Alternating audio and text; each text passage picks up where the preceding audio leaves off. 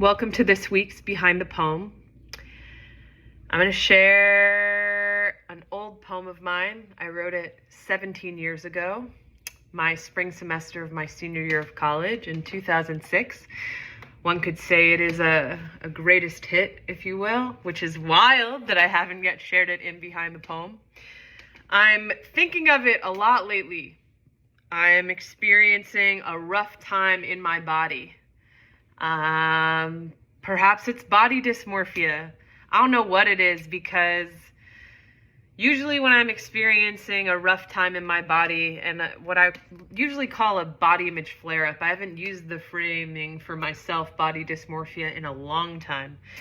But when I'm having what I call a body image, a rough body image flare-up, usually then I can be like, but I love my hair. And then that loving of my hair helps me get back to like loving of the rest of my body.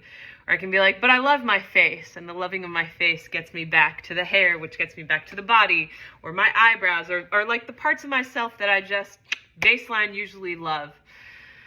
Right now I'm struggling with everyone and everything. Having a rough time with my hair, although right now I feel pretty good about it. Having a rough time with my face, my whole body, just the whole of me. And this is not an invitation for you to give me compliments or accolades. That's not what I'm asking for. I'm just sharing with you what's behind the poem and why I'm sharing it today. And that's just where I'm at. And that's the truth of where I'm at. And the only person that can guide me on that journey through where I'm at is me.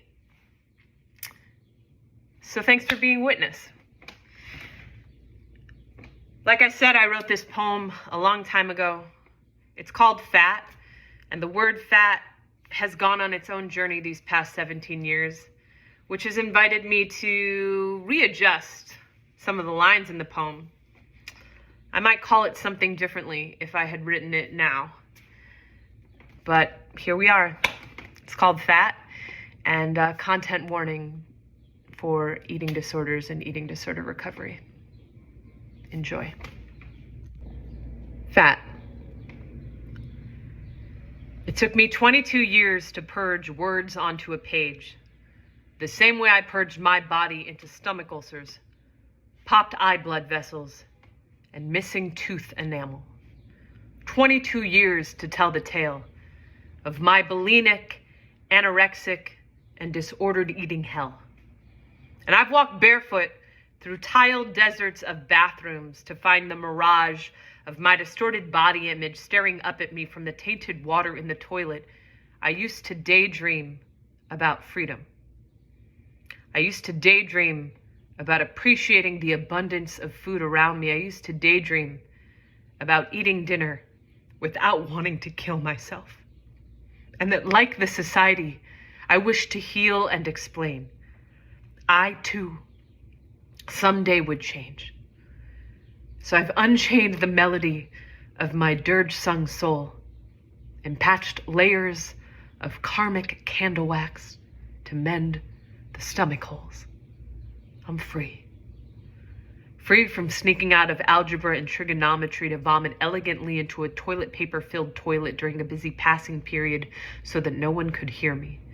Free from credit cards that pay for wasted food crumpled into white garbage bags in the gutter across the street from my driveway. Free from dry skin and shedding hair, bleeding skin and death scares, because food gave me power to inject order into a world of chaos. Food gave me the love and security I was afraid to find in my sexuality. Food could remedy the abandonment I felt from my father's excessive traveling to make the excessive amounts of money I would vomit in the toilet.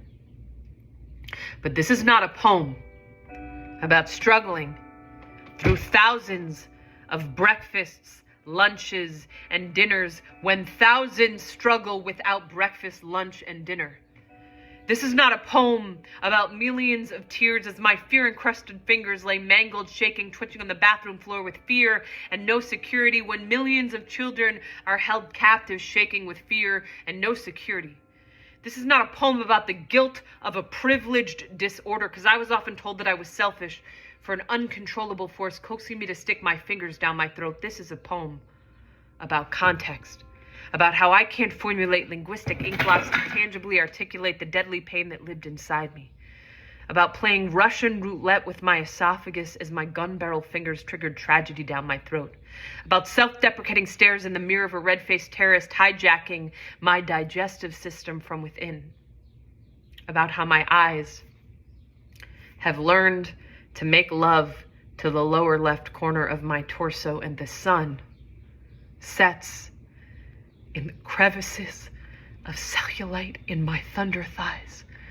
This is a poem about the regurgitated traumas that I cannot digest. And at best, this is a poem about how I have reclaimed my fat. So many things happened. The church bells went off. I knocked over a piece of art on my floor, and someone called me. I thought I was in airplane mode, but I was not. And you know what?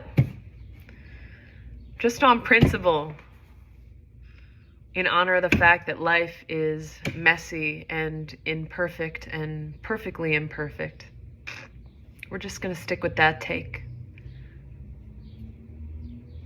Noise and all. Okay. Goodbye. Thank you. Take care.